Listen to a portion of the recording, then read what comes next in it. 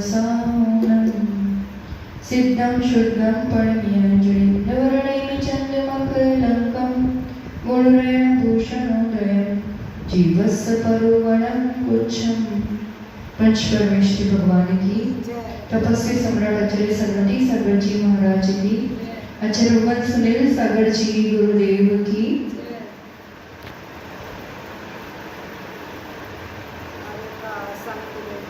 बरसात का मौसम है, नदियां भर जा रही है, सरोवर भर जाते हैं, और कभी उनके किनारे पर जाकर के देखना हो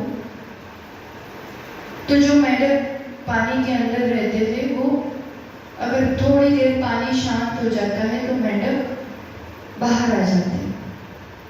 अब मेंढक बाहर आते हैं और वहां पर कुछ बच्चे खेल रहे हो तो मस्ती मस्ती में पत्थर भी मार देते हैं, धूप भी लग रही है, सूरज की हो तो किसी न किसी रूप से वो परेशान हो सकता है।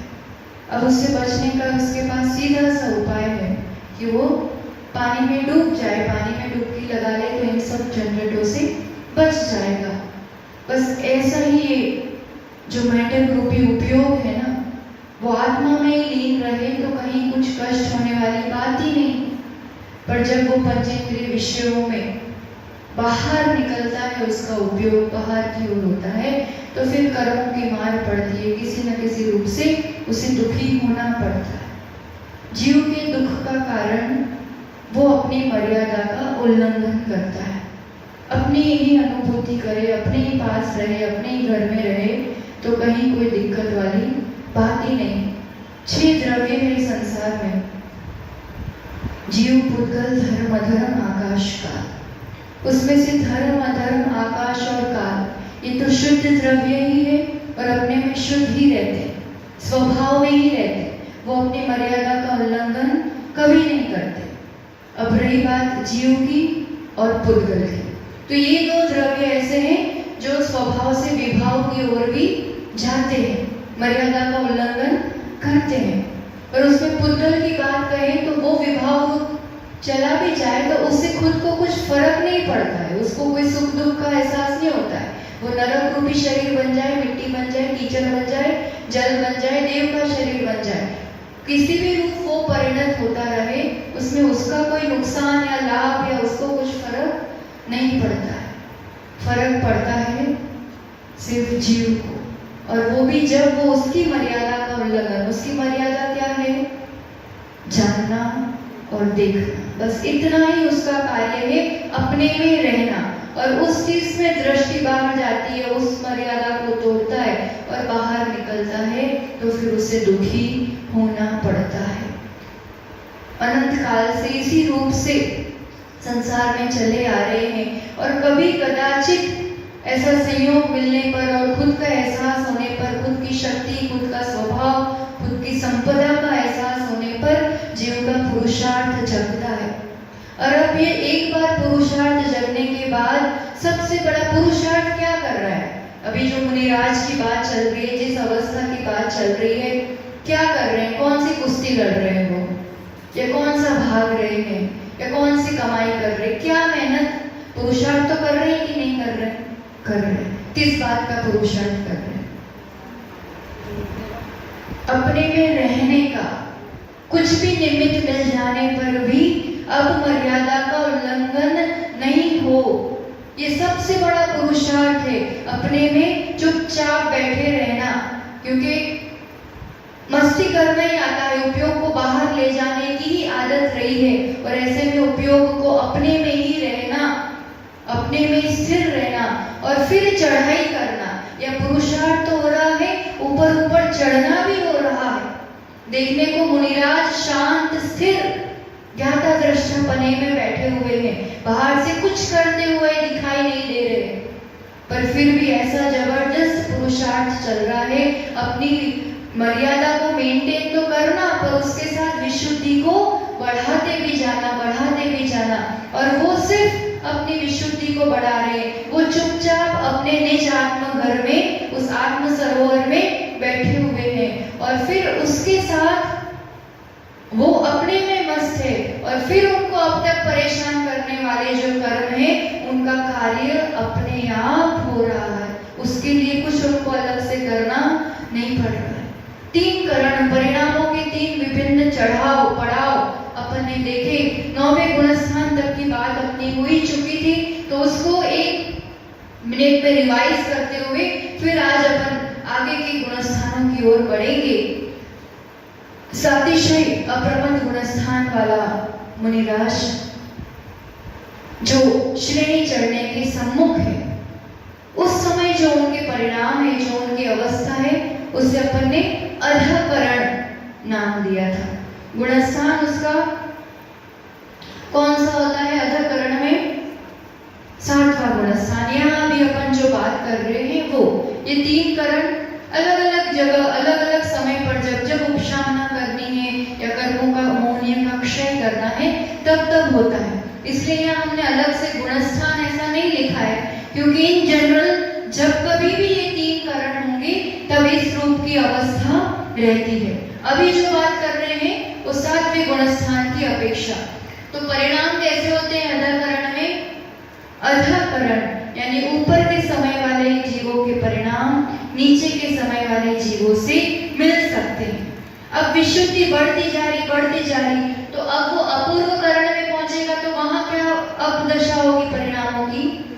प्रति समय अपूर्व पहले नहीं किए हुए ऐसे नए परिणाम, और ऊपर चढ़ते हुए आगे बढ़ते हुए अब वो उस अवस्था तक पहुंचता है कि अनिवृत्तिकरण। अब कौन से परिणाम? जब निवृत्ति भेद, अंतरंग में परिणामों में भेद नहीं है। बाहर से शरीर काला हो सकता है, गोरा हो सकता है, ठीकना हो सकता है, लंबा हो सकता है। इसलिए लिखा है कि संस्थान, आकार, प्रकार, रंग में फर्क हो सकता है शरीर के, पर अंतरंग परिणामों में कोई भेद नहीं पाया जाता है। ये हो गए तीनों के परिणाम। अब अनुकृष्टि रचना, जो एक मिलान किया था ऊपर के समय नीचे के समय में, जो पूरी रचना बनाई थी, वो रचना अधःकरण में तो होती है, अपूर्वकरण और अनिवृत्तिकरण में नहीं होती। और आगे अपन देखें, एक समयवर्ती जीव यानी एक साथ किसी ने इस करण में, इस अवस्था में प्रवेश किया, एक साथ अनेक मुनिराजों ने, तो एक समयवर्ती एक साथ मुनिराजों में अधःकरण में परिणाम समान भी हो सकते हैं और भिन्न भी। अपूर्वकरण में समान भी भिन्न भी, क्योंकि रेंज ऑप्शन से असंख्यात परिणाम है एक समय, और अनिवृत्तिकरण में समान ही परिणाम, उस समय का जो भी जीव है उसके एक समान परिणाम ही रहेंगे। ये अंतर हो गया तीनों में। अब भिन्न समयवर्ती जीवों में, यानी किसी ने स्टार्ट किया, उसके थोड़ी देर बाद दूसरे मुनिराज ने स्टार्ट किया, तो फिर उनमें अधःकरण में ही ये अवस्था बनेगी कि ऊपर और नीचे वाले समान भी हो सकते हैं, भिन्न भी। वो पूरा अपन ने विहार वाला प्रसंग देखा था ना तीनों का, कि कैसे समान और असमान होते हैं। फिर अपूर्वकरण में भिन्न ही होंगे और अनिवृत्तिकरण में भी भिन्न ही होंगे। परिणामों की संख्या, अधःकरण में कितने परिणाम है टोटल? असंख्यात लोक प्रमाण। एक लोक में असंख्यात प्रदेश होते हैं, इसको असंख्यात से मल्टीप्लाई करो, असंख्यात इंटू असंख्यात, मतलब बहुत बड़ा असंख्यात हो जाता है। ऐसे ही अपूर्वकरण के भी इतने सारे परिणाम है, और एक एक समय में उसकी विशुद्धि के अनुरूप वो बढ़ जाते हैं परिणाम। और अनिवृत्तिकरण में, अनिवृत्तिकरण के जितने समय हैं, एक समय का एक परिणाम, तो टोटल समय कितने होते हैं? असंख्यात होते हैं। भले छोटा अंतर मूर्त है, पर जहां एक आवली में ही असंख्यात समय होते हैं, तो फिर छोटे अंतर मूर्त तो एक आवली से तो ज्यादा ही समय होता है, इसलिए टोटल समय तो असंख्यात हो जाते हैं। पर जितने समय उतने परिणाम, एक समय का एक परिणाम। ऐसे अनिवृत्तिकरण में उतने परिणाम होते। यहाँ एक समय में बहुत सारे परिणाम हो सकते, या एक समय का एक परिणाम होता है। और काल कितना होता है? तीनों का काल अंतर्मूर्त, तीनों का मिला के भी काल अंतर्मूर्त है ना। जैसे 10 minute, 20 minute, 10 minute, 15 minute, 20 minute ऐसा अपन समझे तो 10 मिनट भी अंतर्मुहूर्त कहलाता है, 15 मिनट भी अंतर्मुहूर्त, 20 मिनट भी अंतर्मुहूर्त और तीनों को मिला के अंतर्मुहूर्त। ऐसा एक एक का समय भी अंतर्मुहूर्त है, पर उसमें अजाकरण का ज्यादा समय होता है, उससे अपूर्वकरण का उससे कम छोटा अंतर्मुहूर्त और अनिवृत्तिकरण का उससे भी कम, और तीनों का मिला के भी अंतर्मुहूर्त समय। अंतर्मुहूर्त यानी 48 मिनट के अंदर अंदर इतने सारे काम, जबरदस्त काम, ये जो भी काम हो रहा है, कार्य क्या होना है यहाँ पर, कार्य क्या होना है, अधःकरण में श्रेणी के सम्मुख है और अपूर्वकरण में चारित्र मौनी की जो 21 प्रकृतियां, कौन कौन सी, अप्रत्यख्यान 4, प्रत्यख्यान 4, संज्वलन 4, 12 और 9, 21, जो ये चारित्र मौनी की 21 प्रकृति है, उपशम करते हुए या क्षय करते हुए, दोनों में से जो भी कार्य होना है उसकी तैयारी पूरी होती है अपूर्वकरण में, और अनिवृत्तिकरण में लोभ को छोड़ के बाकी 20 प्रकृतियों का क्षय और उपशम का कार्य यहाँ पर हो जाता है। मूल कार्य इसके समय के एंड तक, अनिवृत्तिकरण के अंतिम समय तक ये काम हो जाता है। तो काम कौन कौन से होते हैं, आवश्यक कौन कौन से हैं, तो अधःकरण में प्रति समय अनंत गुणी विशुद्धि बढ़ती है, स्थिति बंधापसरण, जो भी कर्म बंद हो रहा है घट घट के स्थिति बनती है, पाप प्रकृतियों का अनुभाव, बंधापसरण, अनुभाव बहुत कम, लता में भी कम कम बंधता है, और पुण्य प्रकृतियों का अधिक अधिक अनुभाव बंधता है। ये काम तो चालू ही रहेंगे अपूर्वकरण में, इसके साथ और नए 4 कार्य होते हैं, 4 प्लस गुण श्रेणी निर्जरा, गुण संक्रमण, स्थिति कांटक घात, अनुभाव कांटक घात। स्थिति अनुभाव ये काम बंद पे हो रहा है, अपूर्वकरण में सब काम, सत्ता जो पड़ी हुई है वो सत्ता को खत्म करने का काम हो रहा है। सत्ता खत्म होगी तो ही तो क्षय कहलाएगा, और स्थिति और अनुभाव घटता जाता है, और उसी में फिर अनिवृत्तिकरण में कार्य क्या होता है, यहाँ पर अब मुख्य कार्य है कृष्टि का। अब जो बचा कुचा अनुभाव है उसको भी पूरा खत्म खत्म खत्म करते जाना है। तो जो क्रोध मान माया आदि थे ना, ये सब लोभ रूप परिणत हो जाते हैं। पहले तो क्रोध का पूरा सत्ता खत्म करते हैं, मान की, माया की, ये सब किस में ट्रांसफर कर देते हैं, लोभ में। तो क्रोध मान माया रहा नहीं, अप्रत्यख्यान प्रत्यख्यान संज्वलन एक भी, ये सब क्रोध मान माया चली गई। 9 कषाय भी, उसको भी ये सब ट्रांसफर का काम कर दिया। और फिर अब जितना लोभ का द्रव्य बचा है सत्ता में, ठीक है, तो संज्वलन लोभ में अब क्या करेंगे, उसकी शक्ति कम कम कम करते जाएंगे, स्थिति तो घटाते ही जाएंगे, दोनों काम एक साथ होगा। कृष्टि में स्थिति भी घटाते जाएंगे, और यहाँ पर भी अनुभाव कम हो रहा था, पर यहाँ जितना जितना अनुभाव कम हो रहा था, इसकी अपेक्षा यहाँ एक एक समय में अनंत गुना अनुभव खत्म करते जाते। अभी तक पूर्व स्पर्धक थे, मतलब जो स्पर्धक जितनी संसार अवस्था में जैसा अनुभव पाया जाता है वो वहां तक की अवस्था थी। अब क्या करते हैं, अब इतना जबरदस्त अनुभव घटाया जाता है कि पहले कभी भी नहीं रहा हो वैसे अनुभव, इतनी कम अनुभव वाले कषाय अपूर्व स्पर्धक निर्मित होते हैं, जो पहले थी नहीं वैसे। अब वो अपूर्व में भी फिर बादल कृष्टि होती है, थोक में अनुभाव कम किया जाता है, और फिर बादल भी खत्म, अब बचा क्या, सूक्ष्म कृष्टि। तो ये अनिवृत्ति के अंतिम समय तक इस अवस्था तक पहुंच जाते हैं। इसलिए लोभ ही बचा था, पर उस लोभ में भी अब बादलपना खत्म, जो मोटापना, जो ज्यादा अनुभाव था, जो मलिन करने वाला अनुभाव था, वो खत्म हो जाता है। अब अनिवृत्तिकरण के स्टार्ट कहाँ से हुआ, अधःकरण से, बढ़ते बढ़ते कहाँ पहुंचे, अपूर्वकरण में, उससे कहाँ पहुंचते हैं, अनिवृत्तिकरण में। अब उसका एक एक समय जा रहा है, विशुद्धि बढ़ रही है, ये कार्य कृष्टि का भी होता जा रहा है। और जैसा ही अनिवृत्तिकरण का अंतिम समय आता है, तो अब बचा क्या है, इसके अंतिम समय तक 20 प्रकृतियों का या तो उपशम कर दिया है या क्षय कर दिया है। किसी एक प्रकृति का उपशम होगा, किसी एक का क्षय होगा, ऐसा नहीं होता है ना। श्रेणी चढ़ने वालों के लिए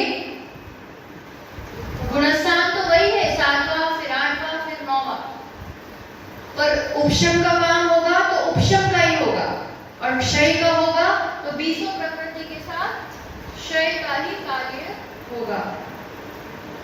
उपशम में और क्षय में क्या अंतर? टारगेट क्या है? 20 प्रकृति।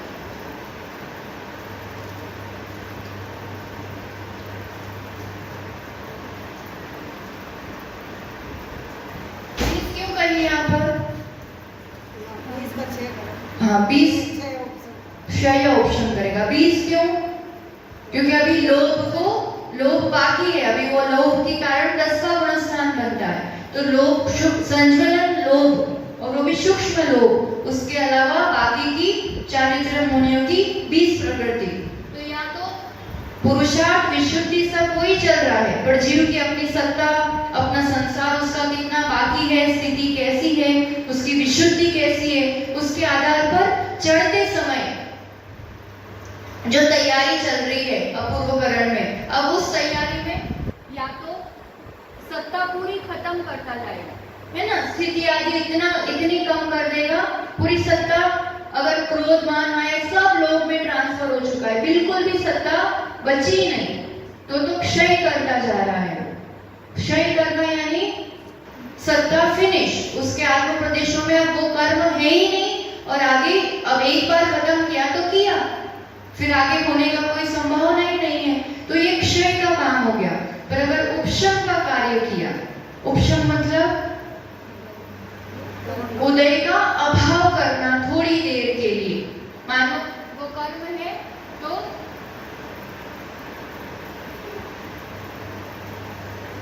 है ना, वो कर्म है तो थोड़ी देर के लिए, जैसे उसमें देखा था ना कि नीचे ऊपर कर देते हैं उसको, और जैसे उदय का अभाव कर दिया, उस समय तो उसको ऐसे लगेगा कि उदय का अभाव, तो यहाँ थोड़ा थोड़ा इतना उदय में आता जाएगा, फिर थोड़ी देर के लिए बिल्कुल इन 20 प्रकृतियों को, 21 प्रकृतियों को पूरा उदय का अभाव कर दिया जाएगा, पर सत्ता खत्म नहीं हुई है, अभी वो सत्ता में पड़ा है। तो इस रूप से दोनों में बड़ा अंतर है। तो अब ये 9वें गुणस्थान वाला 10वें गुणस्थान में पहुंचता है। 10वां गुणस्थान नाम क्या है उसका? सूक्ष्म सांप्राय।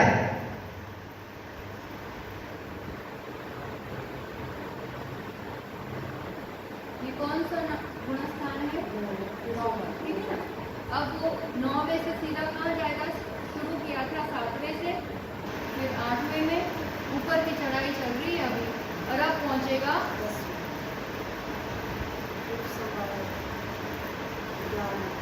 सूक्ष्म सांप्राय। यहाँ तक का समझ में आया। अब वो उस अवस्था में है जहाँ परिणाम एक एक समय में बढ़ते हैं, एक समान परिणाम, और उसका कार्य हो रहा है कषायों को उपशम करना या क्षय करना। सूक्ष्म सांप्राय, सूक्ष्म और सांप्राय जैसा शब्द है वैसे रूप से समझना चाहिए। सूक्ष्म यानी बहुत थोड़ा, न के बराबर, जिसका बहुत ज्यादा प्रभाव नहीं है, और सांप्राय, सांप्राय मतलब आश्रव, आश्रव का ये प्रकार है। कषाय सहित जीव को जो आश्रव होता है उसे सांप्राय कहते हैं। तो यहाँ तक कषाय है पहले गुणस्थान से, अगर अपन देखेंगे तो ये लास्ट अब एंड है कषाय का, सूक्ष्म लोभ ही बचा है। तो पहले गुणस्थान से निरंतर इस कषाय के कारण ही कर्मों का आश्रव होता है, आश्रव होता है, और कर्म ठहरते हैं, कर्म बंद होता रहता है। इसलिए ये जो सांप्राय, ये एंड अपन ने जो देखा था पहले भी, अंत दीपक, ये एंड पॉइंट है, सूक्ष्म लोभ ही बचा है। तो आचार्य भगवान इसकी गाथाओं के लिए क्या कह रहे हैं? 58 और 60 नंबर की गाथा में इसके लिए परिभाषा देते हुए कह रहे हैं, उदाहरण से बता रहे हैं आचार्य भगवान, तुदको सुंभैवत्थम होदिजः सुमराय संयुक्तम एवं सुहम कसाओ सुहंसरागोत्तीर्णादवो अनुलोहं वेदन्तो जीवो सामगो खवगो वा सो सांपराव खौखा देनु किंची। यहाँ पर एक उदाहरण दिया है, कौसुंबी वस्त्र, यानी कोई ऐसा लाल या केसरिया रंग का कोई कपड़ा हो जिस पर रंग चढ़ा हुआ हो और अब वो बहुत अच्छे से धो लिया हो, तो धोने के बाद वो वस्त्र कैसा हो जाता है, हल्की सी लालिमा उसमें रहती है, लगभग बाकी सब धुल चुका होता है। ऐसे इस आत्मा में कषाय का गहरा रंग चढ़ा हुआ था, पर अब वो विशुद्धि के माध्यम से धोके अब पूरा धुल चुका है, बस अब हल्की सी एक लालिमा है। तो ऐसा धुला हुआ कौसुंबी वस्त्र के तरह सूक्ष्म लाल रंग जिसमें बचा हुआ है, ऐसे वस्त्र के समान ये जो गुणस्थान है, ये सूक्ष्म सांप्राय यानी सूक्ष्म लोभ बचा हुआ है। एकदम धुला हुआ वस्त्र नहीं कहा है ना, क्योंकि अभी पूरा क्लीन नहीं हुआ है, पूरा नहीं मिटी है कषाय, हल्की सी बाकी है, पर लगभग धुल चुका है। तो ऐसे एक धुले हुए वस्त्र के समान, धुली हुई कषाय के समान उस आत्मा की अवस्था, गुणस्थान, एक एक स्थान, एक एक अवस्था की बात कर रहे हैं। तो ये आत्मा की जो अंतरंग अवस्था है उस मोहनीय कर्म के कारण, तो मोहनीय कर्म के 20 प्रकृतियों का देखो, पहले जो 7 प्रकृतियां थी, दर्शन मोहनीय की 3 और अनंतानुबंधी, उसका तो काम करके ही ऊपर चढ़े थे, तो उसकी बात पहले हो गई। अब 28 प्रकृतियों में से बची 21, तो 20 प्रकृतियों का काम ये तो गुणस्थान में कर दिया, 9वें में बाकी की प्रकृतियों का काम हो गया, या तो उपशम किया या क्षय किया, बचा क्या, सूक्ष्म लोभ। तो उस अवस्था में जहाँ ये थोड़ा सा बाकी है, उसके लिए भी एक अलग अवस्था बताई है, अलग गुणस्थान बताया है। तो ये सूक्ष्म सांप्राय यहाँ पर जो कहा है ना, अनुलोहम वेदन्तो, वेदन किसका कर रहा है, उदय किसका चल रहा है, सूक्ष्म लोभ का, अभी उसका उदय चल रहा है, थोड़ी सी स्थिति बाकी होगी, बहुत छोटा अंतर्गुण, एक एक निषेध कम अनुभाग वाला उदय में आ रहा है, ये वेदन कर रहा है वो जीव। और उसमें या तो अब उपशम होगा वो जीव, उपशांत करेगा पूरा, या खो, या तो क्षीण बनेगा, क्षपक श्रेणी वाला जीव होगा।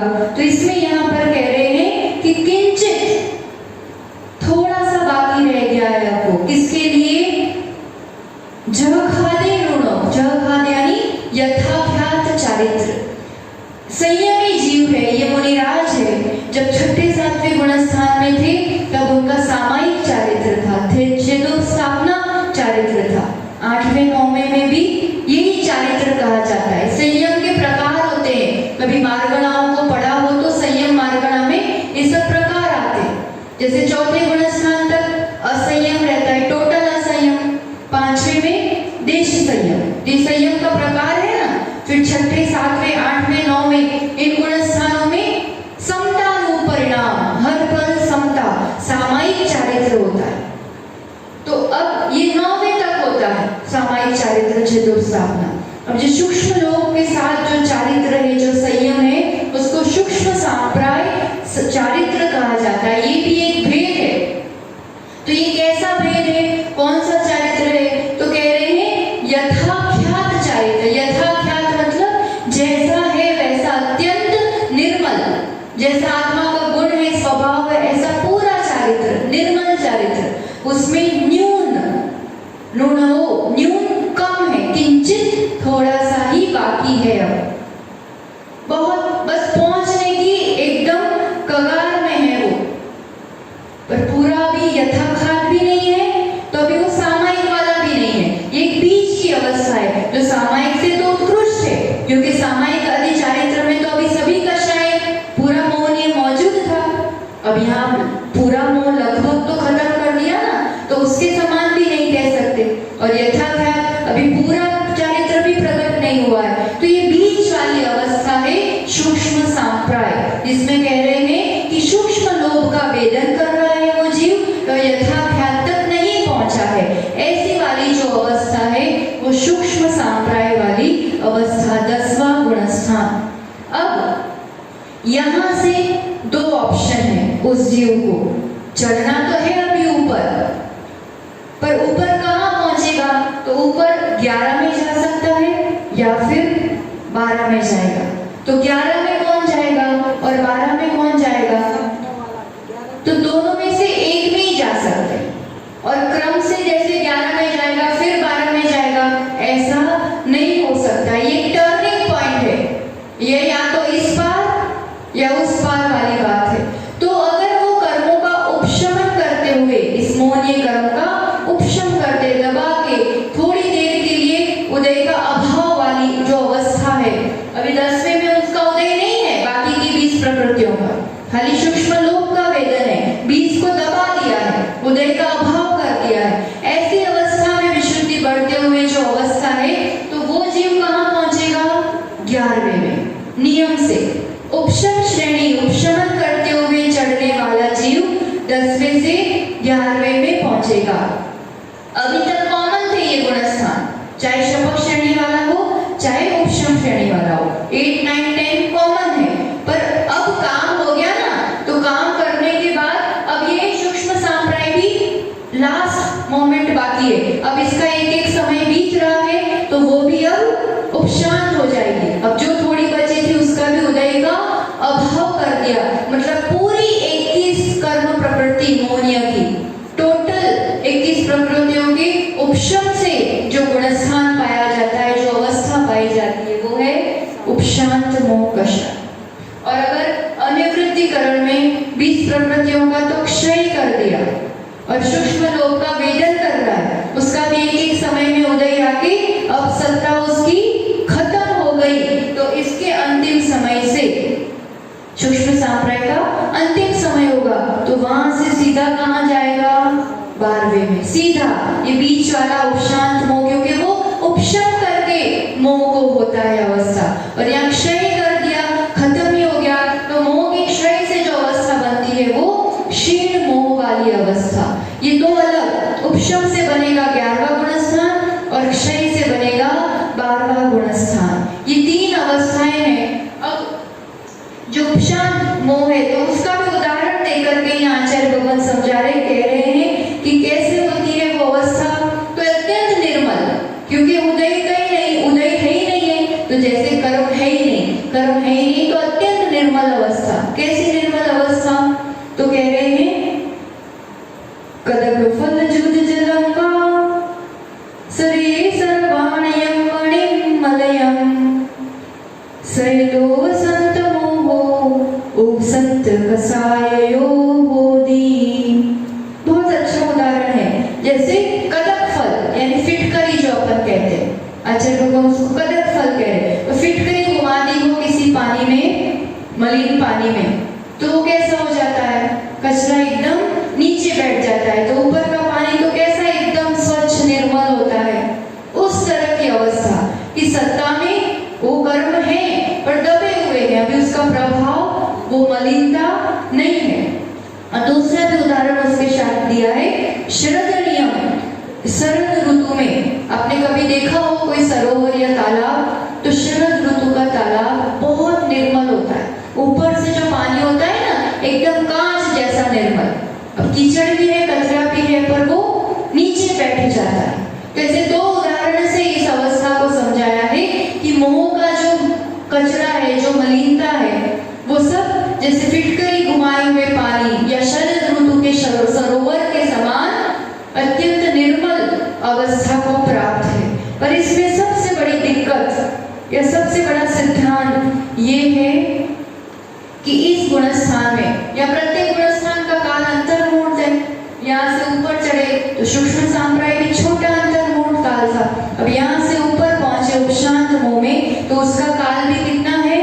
अंतर्मूर्त। अब ये एक समय इसका बीतता जाएगा, इसका समय पूरा हो गया, तो अब क्या होगा? इसका समय पूरा होने के बाद अब ये कभी भी ऊपर नहीं चढ़ सकता। उपशम करके चढ़ा है तो उपशांत है, अब क्षीण वाली अवस्था कैसे पहुंचेगा? 1 मिनट में तो क्षय हो नहीं जाएगा, आधे मिनट में। तो अब ये उपशम, जैसे प्रथम उपशम सम्यक दर्शन था, अपन ऊपर पहुंचे थे, फिर उसका टाइम पीरियड पूरा हो गया था, तो फिर समय पूरा होने पर यहाँ से वो निश्चित नीचे गिरता ही गिरता है। यहाँ से एक ही रास्ता है, 11वें गुणस्थान से रास्ता एक ही, तो क्या सीधा जाएगा क्या? तो यहाँ से गिरने के दो कारण है ना? कालक्षय, कालक्षय यानी समय उसका पूरा हो जाएगा, या तो फिर भवक्षय, भवक्षय यानी कदाचित वो जीव उत्तम समाधि में है, उसकी आयु पूर्ण हो गई और वो मरण हो गया उसका। अब टाइम इंटरवल में बीच में ही मरण हो गया, जैसे प्रथम ऑप्शन सम्यक में देखा था अपन ने, जैसे इतना टाइम है उसका, है ना? ट्रेन आने को है और यहाँ से फाटक बंद कर दिया है, ट्रेन गुजरेगी उतनी देर के लिए फाटक बंद रहेंगे, फिर खुल जाएंगे। ऐसे ही ये निषेध जो है इनको ऊपर नीचे कर दिया है और अभी दबा दिया है, ठीक है? अब इसका एक एक एक एक समय पूरा होगा, समय पूरा हो गया तब भी अब वो हिल जाएगा, संक्लिष्टता उसकी आ जाएगी और वो नीचे गिरेगा। अब इसका समय पूरा नहीं हुआ है, उसके पहले उसकी आयु पूरी हो गई, यहाँ पर आयु पूरी हुई तब भी गिरना ही है। आयु मरने के बाद कोई 11वें गुणस्थान में नहीं रह सकता। इतना है कि यहाँ का कोई जीव मरण करेगा तो वो देव आयु में ही जाएगा, देव गति में ही जाएगा, तो वहां जाएगा मतलब 4वां गुणस्थान हो जाएगा। और काल समय पूरा होने के बाद नीचे गिरेगा तो 10वें में ही गिरेगा, फिर एक एक करके नीचे आएगा, 10वें से 9वें, 9वें से 8वें, 8वें से 7वें, ऐसा। तो समय पूरा होने पर गिरेगा तो 10, 9, 8, 7 ऐसे गिरेगा। और कदाचित मरण हो गया, भव क्षय हो गया और गिरेगा तो सीधा 4थे में जाएगा, पर नीचे गिरेगा ये निश्चित है। ये ऐसी वाली बात है जैसे समझो कि बच्चे खेल रहे हैं, सामने पेड़ पर बड़े बड़े आम लगे हुए, अब बच्चों को आम चाहिए, अब है छोटे से कैसे ले, तो सबने क्या सोचा, 3 फ्रेंड्स थे, तो कि मैं एक के ऊपर एक घोड़ा बन जाता और चौथा वाला कहता मैं तुम्हारे ऊपर चढ़ के ले लूंगा। तो तीनों बच्चे तो वैसे एक के ऊपर एक चढ़ गए, चौथा वाला ऊपर चढ़ा और आम तोड़ने जा रहा है, पर बस इतना सा ही रह गया है कि अब बस पहुंचेगा कि थोड़ा ऊंचा होगा और आम लेगा, और उतना पहुंचने जाता है कि वो जो नीचे वाला होता है ना वो थोड़ा हिल जाता है, वो इतना भार सहन नहीं कर पाया, वो एक हिला कि बाकी के सब भी हिल गए और आम नहीं मिल पाया। ऐसा बस वो केवल ज्ञान की प्राप्ति के बिल्कुल नजदीक ही ये जीव बहुत बड़ा पुरुषार्थ कर लिया, वो उधर तक इतने तक तो पहुंच गया, पर वो एकाध कषाय उदय में आ गई और वो हिल गया, वो परिणाम हिल गए, वो स्थिरता नहीं बन पाई कि फिर एक कषाय के उदय से फिर क्योंकि दबाया है ना, क्षय तो किया नहीं है, तो उसकी अपनी सीमा होती है, किसी को कितनी देर दबा के रखो, इसलिए उसका समय पूरा होने पर वो बस इतने यहाँ से इतना ही कूदना था, पर वो उतना नहीं कर पाती, धड़ धड़ धड़ धड़ धड़ नीचे आ जाता है। ये उपशांत कषाय की एक स्वाभाविक दशा है, क्योंकि उपशमन किया है तो उसका एक फिक्स टाइम होता है, उस टाइम से ज्यादा आप उपशमन नहीं कर सकते, उसका टाइम पूरा होगा तो फिर कषाय वापस उदय में आएगी, और कषाय उदय में आएगी तो वो उस कषाय के अनुरूप ही गुणस्थान बनेगा, वो नीचे ही गिरेगा, ऊपर नहीं चढ़ सकता है। और क्षीण मोह तक, क्षीण मोह, क्षीण यानी क्षीण कर दिया, क्षय कर दिया, खत्म कर दिया मोह को। अब इस गुणस्थान से मोह तो खत्म, अब मोहनीय कर्म का राजा मोहनीय को जीत लिया, सबसे बलवान शत्रु को खत्म कर दिया, इसको खत्म किया कि अब वो छोटे अंतर मुहूर्त में सीधा क्या बन जाएगा, संयोग केवली जिन। तो वो अवस्थाएं अपन आगे देखेंगे। इन 3 में समझ में आया होगा, सूक्ष्म सांप्रदाय में सूक्ष्म लोभ का उदय है, और उपशांत मोह में पूरी मोहनीय का उपशमन है, और क्षीण मोह में पूरे मोहनीय का क्षय कर दिया। अब एक अंश भी मोहनीय कर्म उसके आत्म प्रदेशों के साथ नहीं है, और परिणाम कैसे होंगे, तो यहाँ तो थोड़े से मलिनता है, जैसे वो वस्त्र का उदाहरण दिया है ऐसा, और 11वें गुणस्थान में परिणामों की अपेक्षा तो समान है, एकदम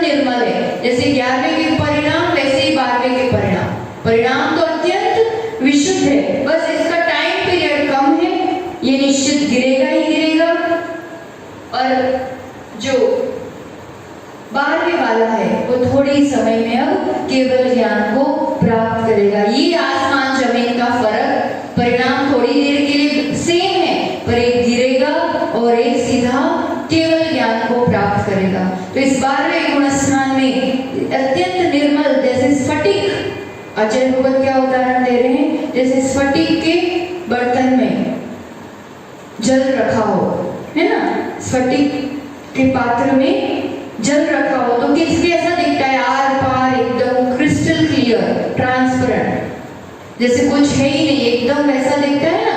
ऐसे स्फटिक के पात्र में रखे हुए जल के समान अत्यंत अत्यंत अत्यंत वीतराग निर्मल क्षीण कषाय वाली अवस्था, क्षीण मोह वाली अवस्था। तो ऐसे इस अवस्था तक पहुंचना इस आत्मा की अपनी नियति है, उसका हक है, वो उसका स्वामी है। बस थोड़े से पुरुषार्थ की जरूरत है, और कुछ कर पाए ना कर पाए, थोड़ी देर के लिए भी अपने घर में बैठो, थोड़ी देर के लिए भी अपनी मर्यादाओं में रहो, थोड़ा थोड़ा अभ्यास बढ़ता जाएगा तो एक दिन इस अवस्था तक भी पहुंच पाएंगे। क्योंकि अभी नहीं किया तो कदाचित, है ना, कदाचित असंगी पर्याय में पहुंच गए, कोई तीव्र कर्मों के उदय वाली अवस्था आ गई, तो फिर कैसे संभाल पाएंगे अपने आप को। भी सब तरह की अनुकूलताएं हैं, तो इन अनुकूलता में ये अभ्यास बढ़ाना होगा, गुणस्थानों को चढ़ना होगा। तब अभी थोड़ा प्रयास करेंगे तो एक न एक दिन हम भी पहुंचेंगे, और पहुंचना ही है, भव्य जीव में अपन, और एक दिन तो पहुंचना है। बस इतना है कि कितनी जल्दी पहुंचना है, या कितने भव और देखना है, संसार और कितना देखना बाकी रह गया है। तो ये गुणस्थानों का ज्ञान प्राप्त कर हम अपने परिणामों की विशुद्धि बढ़ाएं, और एक दिन हम भी, और कुछ नहीं लक्ष्य बनाना, 12वें तक पहुंचना, इतना लक्ष्य बना देना, 12वें तक पहुंचेंगे तो फिर तो ऊपर पहुंचना ही पहुंचना है नियम से। तो ऐसे कर्मों की क्षमा करते हुए हम अपने निर्मल स्वभाव को प्राप्त हो, इसी दिव्य मंगल भावना के साथ जय बोलो आचार्य भगवान सुनील सागर जी गुरुदेव की। जिनवाणी के ज्ञान से सूझे लोकालोक, सोवाणी मस्तक नमो सदा देतम दो। हे जिनवाणी भारती तो में जब दिन रहे, जो तेरा शरणागति सुख पावे सुख चैन। 9 बार नमो।